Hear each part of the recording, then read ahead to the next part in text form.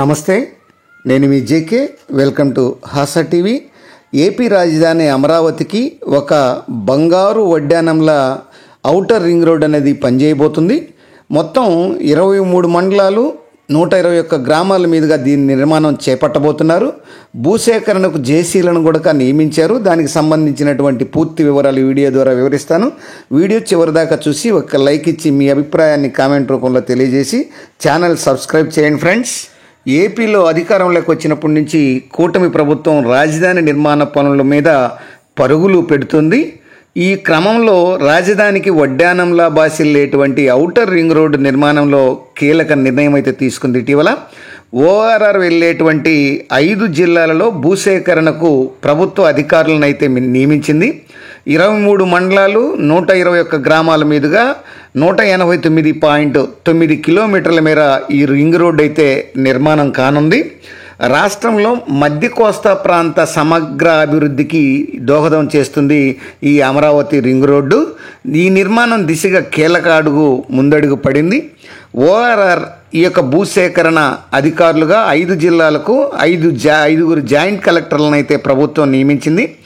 ఎన్టీఆర్ కృష్ణా జిల్లా, మరి ఎన్టీఆర్ జిల్లా, పల్నాడు జిల్లా, గుంటూరు, ఏలూరు జిల్లాల్లోని ఈ యొక్క 23 మండలాలలో 121 గ్రామాల మీదుగా ఈ అమరావతి ఔటర్ రింగ్ రోడ్ అయితే వెళ్తుంది. దీని మొత్తం పొడవు 189.9 కిలోమీటర్లు ఉంటుంది.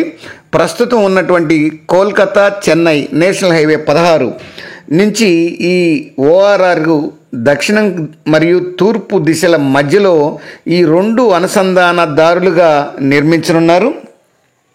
మొత్తం 189.9 కిలోమీటర్ల ఈ ఓఆర్ఆర్కు ఇటీవల ఆమోదం తెలిపినటువంటి అలైన్మెంట్ అప్రూవల్ కమిటీ విజయవాడ తూర్పు బైపాస్ అవసరం లేదని తేల్చి చెప్పింది. దానికి ప్రత్యామ్నాయంగా 2 లింక్ రోడ్లను నిర్మించేందుకు అవకాశం కల్పించింది. హైదరాబాద్లో గచ్చిబౌలి వైపు నుంచి ఈ ఓఆర్ఆర్కి అనుసంధానం ఉన్నట్లే ఈ యొక్క చెన్నై కోల్కతా జాతీయ రహదారిలో విజయవాడ బైపాస్ వద్ద మొదలయ్యేటువంటి ఈ కాజా నుంచి తెనాలి సమీపంలోని నంది వెలుగు వరకు ఈ యొక్క 17 కిలోమీటర్ల మేర ఈ 6 వరుసల అనుసంధాన రహదారిని అయితే నిర్మించనున్నారు. దీనికోసం 3 అలైన్మెంట్లను national highways authorities of India సిద్ధం చేసి రాష్ట్ర ప్రభుత్వానికి పంపింది. గుంటూరు బైపాస్లో బుడంపాడు నుంచి నారాకోడూరు వద్ద ఓఆర్ఆర్ వరకు 4 వరుసల రహదారిని విస్తరిస్తారు. దానికి 3 అలైన్మెంట్లను అయితే సిద్ధం చేయడం అయితే జరిగింది. National highways authorities of India నుంచి వదిలినటువంటి ఓఆర్ఆర్ అలైన్మెంట్లో స్వల్ప మార్పు చేర్పులతో కూడినటువంటి ప్రతిపాదన చేశారు. 2 లింక్ రోడ్లు అలైన్మెంట్ల ప్రతిపాదనలకు రాష్ట్ర ప్రభుత్వం ఆమోదం తెలిపాక వాటిని కేంద్ర రవాణా జాతీయ రహదారుల మంత్రిత్వ శాఖకు అయితే పంపిస్తారు. అక్కడ తుది ఆమోదం తెలుపుతారు. ఓఆర్ఆర్ భూసేకరణ సర్వే నెంబర్ల వారీగా నోటిఫికేషన్ జారీ చేస్తారు. తర్వాత 21 రోజులు గడువు ఇచ్చి అభ్యంతరాలు తీసుకుంటారు.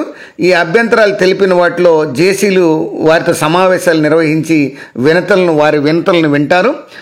వాటిని జేసీ మరియు ఎన్హెచ్ఏ స్థాయిలో పరిష్కరిస్తారు. అదే టైంలో క్షేత్రస్థాయిలో జాయింట్ మేనేజ్మెంట్ సర్వే ఒకటి ఏర్పాటు చేస్తారు. దాని ద్వారా పెగ్ మార్కింగ్ అయితే చేస్తారు. ఈ యొక్క జేసీ వద్ద అభ్యంతరాలన్నింటినీ పరిష్కారం అయ్యాక రెడీ చేసినటువంటి నోటిఫికేషన్ని జారీ చేస్తారు.